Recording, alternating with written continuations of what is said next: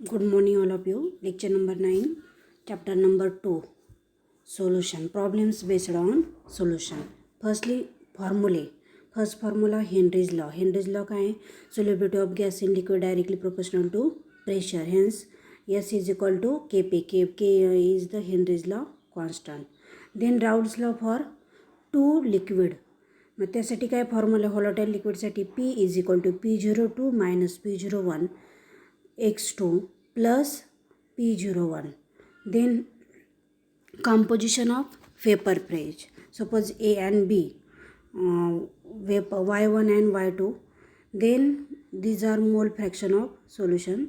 Firstly, P1 is equal to Y1P, P2 is equal to Y2P. Then P1 म्हणजेच काय P01 x1 आणि P2 म्हणजेच काय P02 x2. Then next formula कुठला आहे आपला vapour pressure lowering P01 minus P1 divided by P01 is equal to P01 minus P1 म्हणजेच काय delta P upon P01 is equal to molar माससाठी relationship काय W2 अपॉन W1 आणि M1 upon M2. Then next formula elevation of boiling point for the relationship between molar mass and elevation of boiling पॉईंटसाठी काय formula आहे M2 is equal to 1000 kb W2 divided by delta TB upon W1. This equation is similar to depression of freezing point. फक्त फरक काय करायचा जिथं B असेल delta TB च्या ऐवजी डेल्टा TF करा आणि KP च्या ऐवजी KF करा.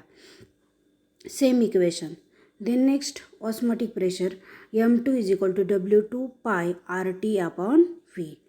हे इक्वेशन कशासाठी ऑस्मोटिक प्रेशरसाठी. त्याच्यानंतर व्हॉन्टॉप फॅक्टर म्हणजेच काय symbol small i colligative property of electrolyte solution to colligative property of non electrolyte solution म्हणजेच delta TF upon delta T0 TF0. तसे त्याच पद्धतीने सगळे सेम त्या पद्धतीने करून घ्या. Lowering of vapour pressure elevation of boiling point आणि osmotic pressure. Suppose delta TB is directly proportional to M. Then काय होईल equation delta TB is equal to I KBM. Similarly, depression of freezing point same delta TF is equal to I KFM.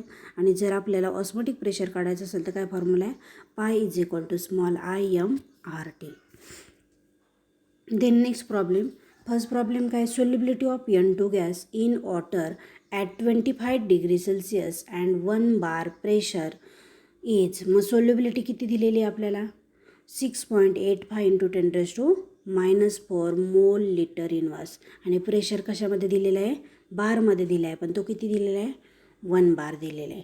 मग calculate first point काय calculate करायचं सांगितलं आहे Henry's law म्हणजेच काय calculate करायचं आहे आपल्याला KH करायचं आहे. आणि molarity of N2 gas dissolved in water. Molarity म्हणजेच solubility under atmospheric conditions when partial pressure of N2 in atmosphere. ज्यावेळेस तुम्हाला सोल्युबिलिटी काढायला सांगितलेली सेकंड पॉईंटमध्ये त्यावेळेस प्रेशर किती दिलेलं आहे आपल्याला 0.75 आणि आपल्याला जो KH मिळेल फर्स्ट इक्वेशनमध्ये ते जे काही इक्वेशनमधलं मिळेल तो व्हॅल्यू कशामध्ये आपण टाकणार आहे सेकंड पॉईंटच्या कॅल्क्युलेशनमध्ये सोल्युबिलिटी. मग फर्स्ट पॉईंट काय सांगितलं KH is equal to suppose काय फॉर्म्युला आपला S is equal to KP पण आपल्याला काय काढायचं आहे KH म्हणून KH is equal to S upon P. Solubility आपली किती आहे 6.85 इंटू 10⁻⁻⁴ पण ती कशामध्ये मोल DM-³ आणि प्रेशर किती सांगितलं आहे 1 बारमध्ये सांगितलेलं आहे. मग ते जर सोडवलं 1ने डिवाइड केलं आपल्याला व्हॅल्यू काय भेटणार आहे सेम भेटणार आहे फक्त युनिट चेंज होईल बघा. मोल DM-³ हा बार प्लस आहे तो वरती गेला काय होईल -1 म्हणजेच काय भेटेल आन्सर आपल्याला 6.85 इंटू 10⁻⁻⁴ मोल लिटर इनवर्स बार इनवर्स. त्याच्यानंतर सेकंड पॉईंट काय कॅल्क्युलेट करायला सांगितलं होतं आपल्याला मोलॅरिटी ऑफ N2 गॅस म्हणजे सोल्युबिलिटी काढायची होती. मग आपल्याला KH मिळाला आहे. प्रेशर किती दिला होता आपल्याला सेकंड पॉईंटमध्ये 0.75 दिलेला आहे पण तो बारमध्ये दिलेला आहे.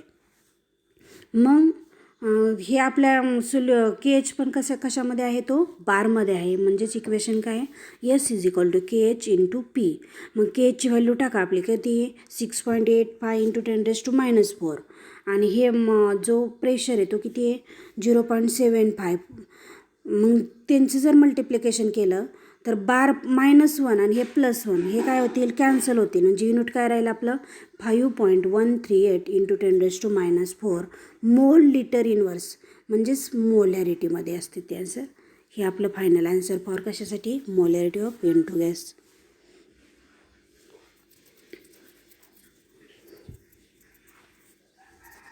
देन नेक्स्ट प्रॉब्लेम कुठला आहे, हेनरीज लॉचाच आहे बघा. The Henry's law constant of methyl bromide, म्हणजेच फॉर्म्युला काय, मिथाईलसाठी CS3 आणि ब्रोमाइड Br इज, किती व्हॅल्यू दिलेली केची, 0.159 मोल लिटर इनवर्स बार इनवर्समध्ये दिलेले. टेम्परेचर फिक्स आहे किती, 25 degree Celsius. What is the solubility, म्हणजे आपल्याला काय कॅल्क्युलेट करायचं आहे, yes, of methyl bromide in water at 25 degree Celsius. आणि प्रेशर किती दिलेलं आहे, 130 mm ऑफ Hg. पण देताना आपल्याला जी हेनरीज लॉ दिला आहे केस, तो कशामध्ये दिला आहे, बारमध्ये. आणि हे जे दिलेलं आहे प्रेशर, तो कशामध्ये दिलेला आहे,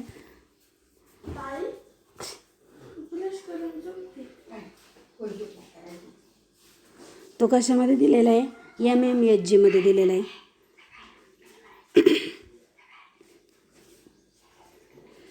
तो कशामध्ये,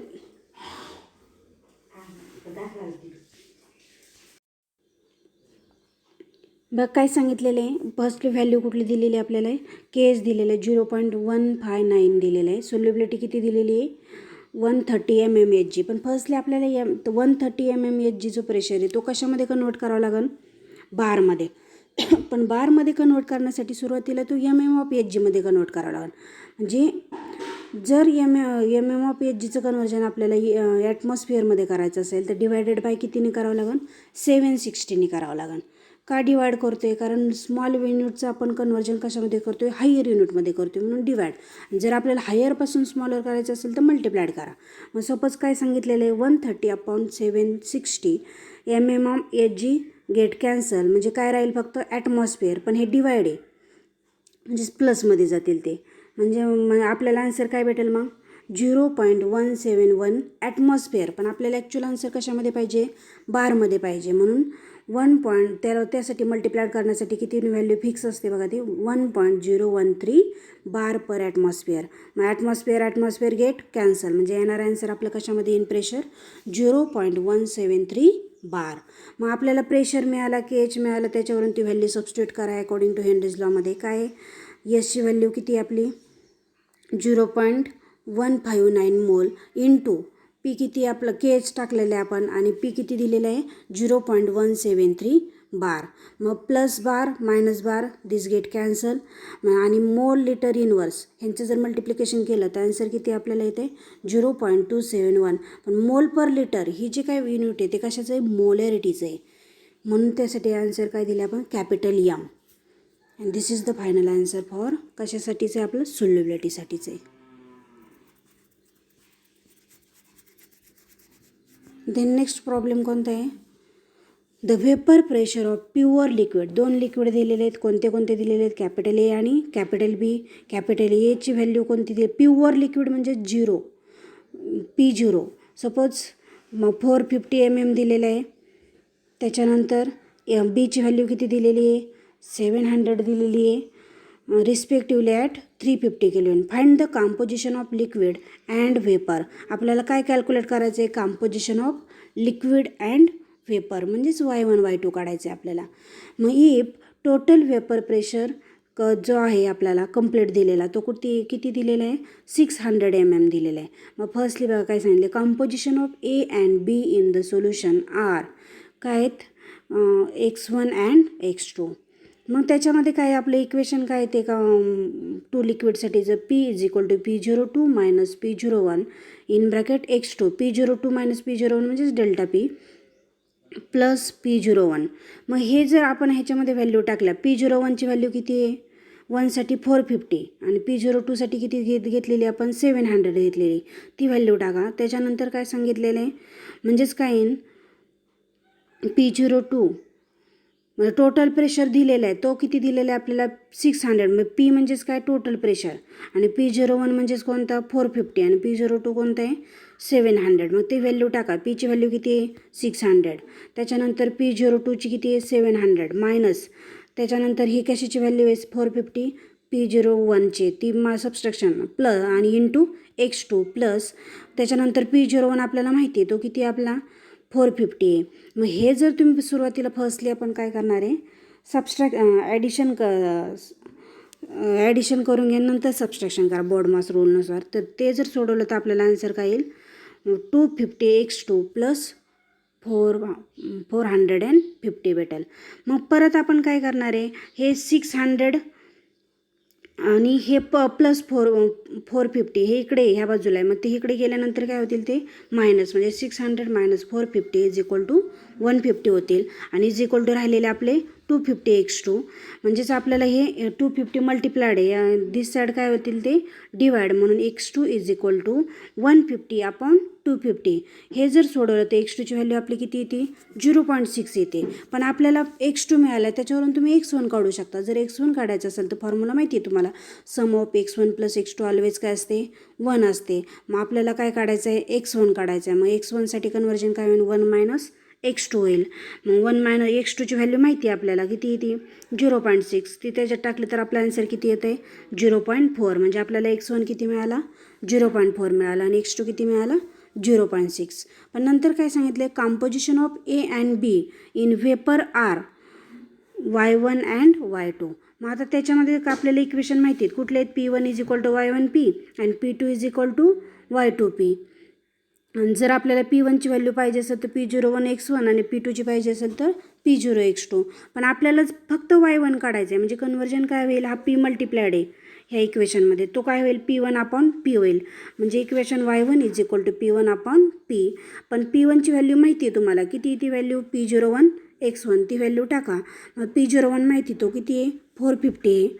आणि x1 किती आला आपला, 0.4 डिवायडेड बाय P किती आला आहे, 600. मग हे जर आपण सोडवलं टोटल तर आन्सर किती आलं पाहिजे, y1चं 0.3. तसंच तुम्ही y2 काढू शकता. y2 काढण्यासाठी काय करावं लागेल, it is also sum of कशाचे असते, y1 प्लस y2. म्हणून y2 इज इक्वल टू काय, 1 मायनस y1. y1ची व्हॅल्यू टाका 0.3, किती येईल आन्सर मग, 0.7. हे इक्वेशन, हा जो प्रॉब्लेम आहे तो कशावरती होता आपला, Raoult's law for 2 volatile liquid. त्याच्यानंतर नेक्स्ट प्रॉब्लेम काय सांगितलं, a solution is prepared by dissolving. किती डिझॉल्व करतो आपण substance, dissolving 394 gram of non volatile solute in 622 gram of वॉटरमध्ये डिझॉल्व करतो आहे. म्हणजे सॉल्वंट दिलेले आहे आपल्याला किती, 622 दिलं आहे, म्हणजे W1 दिलेलं आहे. आणि W2 किती दिलेलं आहे आपल्याला, सोल्यूटसाठी आपण काय सिम्बॉल वापरतो, W2, म्हणजेच वेट, म्हणजेच मास ऑफ सोल्यूट, ते किती त्यासाठी सिम्बॉल आपण W2, तो किती दिला आहे आपल्याला, 394. त्याच्यानंतर solvent water act as a solvent, म्हणून जास्त प्रोपोर्शन कोणाचे 62चे आहे, म्हणजे हा काय झाला, सॉल्वंट झाला. आणि 394 काय आहे, सोल्यूट आहे. मग ते जर आपण W1ची व्हॅल्यू किती येईल, मग W1 रेफर सॉल्वंटसाठी, आणि W म्हणजे वेट, कशाचं वेट येते, वॉटरचं आहे. मग नंतर M1 आपल्याला त्याचं मोलर मास वॉटरचं काढू शकता. कसं काढता, सपोज H2 आहे, H2चं ॲटॉमिक मास किती असते, 1, पण त्याचे ॲटम 2 आहे, म्हणजे 2 प्लस. त्याच्यानंतर ऑक्सिजनचं किती ॲटॉमिक मास आहे, 16. मग 2 + 16 म्हणजेच किती होईल, 18. म्हणजे मोलर मास आपल्याला हे कॅल्क्युलेट करायला येईल, ते किती येईल, 18 ग्रॅम मोल इनवर्स. त्याच्यानंतर परत काय सांगितलं, P1 दिलेलं आहे बा, काय दिलं, vapour pressure of solution is found to be. किती दिलं आहे, सोल्युशन म्हणजे सोल्यूटसाठीचा, तो किती दिलेला आहे आपल्याला,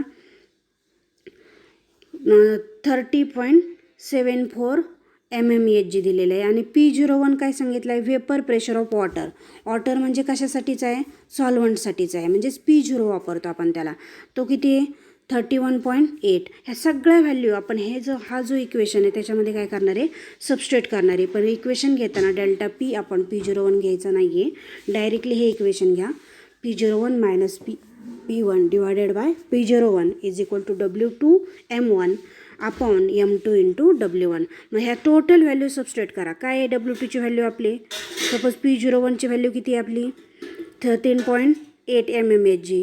त्याच्यानंतर P1ची काय आहे, 30.74. त्याच्यानंतर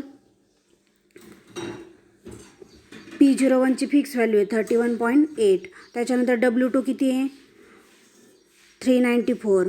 त्याच्यानंतर M1 किती त्याचा मोलर मास ऑफ सॉल्वंट 18 तो वॉटरचा काढलेला डिवायडेड बाय काय कॅल्क्युलेट करायला सांगितलेलं बघा if vapour pressure of water at 30 degree Celsius is त्याच्यानंतर आणि काय करायला सांगितले what is the molar mass of solute molar माससाठी सिम्बॉल काय कॅपिटल M आणि सोल्यूटसाठी 2 म्हणजे M2 जर कॅल्क्युलेट करायचं म्हणजे त्याची व्हॅल्यू माहीत नाही मग तो ॲज इट इज मांडा आणि त्याच्यानंतर आपल्याला W1 माहिती आहे तो किती आहे 622 त्या व्हॅल्यू जर टाकल्या तर काय होईल की हे जर टोटल सोडवलं आपण दिस लेफ्ट साईड तर किती येते ते आन्सर आपल्याला 0.0333 येईल आणि इज इक्वल टू 394 आणि 18चं जर मल्टिप्लिकेशन केलं तर ते किती येईल 11.4 डिवायडेड बाय M2 हे 622 डिवाइड करून घेतलेलं आहे डायरेक्टली आणि 11.4 डिवायडेड बाय M2 मग आपल्याला काय करायचं आहे M2 कॅल्क्युलेट करायचं आहे मग M2 कॅल्क्युलेट करण्यासाठी काय इक्वेशन रिअरेंज होईल M2 इज इक्वल टू 11.4 हा इकडे गेला काय होईल 0.03 हे जर टोटल सोडवलं आपण तर किती आलं पाहिजे आन्सर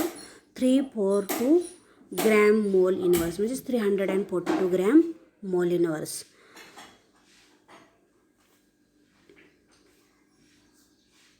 ह्याच्यामधलं 1 ग्रॅम कॅन्सल होईल म्हणजे अशा पद्धतीने हे कशाचे प्रॉब्लेम आपले वेपर प्रेशर लोअरिंगचे आहेत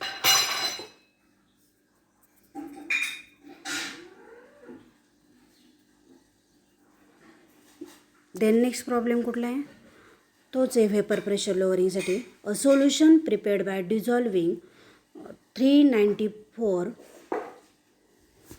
ग्रॅम ऑफ नॉन व्होलाटाईल सोल्यूटसाठी काय सिम्बॉल वापरतो वेटसाठी W2 वापरतो 2 रेफर सोल्यूट आणि सॉल्वंट रेफर 1 रेफर करा आणि सोल्यूटसाठी 2 करा त्याच्यानंतर काय सांगितलं इन कशामध्ये डिझॉल्व करते आपण 622 ग्रॅम ऑफ वॉटरसाठी सिम्बॉल वेटसाठी काय W वापरतो पण हे वॉटर आहे म्हणून सिम्बॉल काय येईल W1 म्हणजे W1 किती आला आपला 622 आणि W2 किती आला 394 त्याच्यानंतर vapour pressure of solution is found to be ते वेपर प्रेशर दिलेलं आहे आपल्याला किती दिलं आहे सोल्युशनचा 30.74 mmHg मध्ये दिलेलं आहे ॲट 30 डिग्री सेल्सिअस आणि if vapour pressure of water म्हणजे प्युअर सॉल्वंटसाठी सिम्बॉल P01 आहे तो किती दिलेला आहे 31.8 mmHg मध्ये दिलेला आहे मग ह्या व्हॅल्यू सगळं सबस्टिट्यूट करा काय होईल हे टोटल घेऊ नका इक्वेशन फक्त एवढंच घ्या हे इज इक्वल टू आणि मग जर व्हॅल्यू टाकली P01ची व्हॅल्यू किती आपली 31.8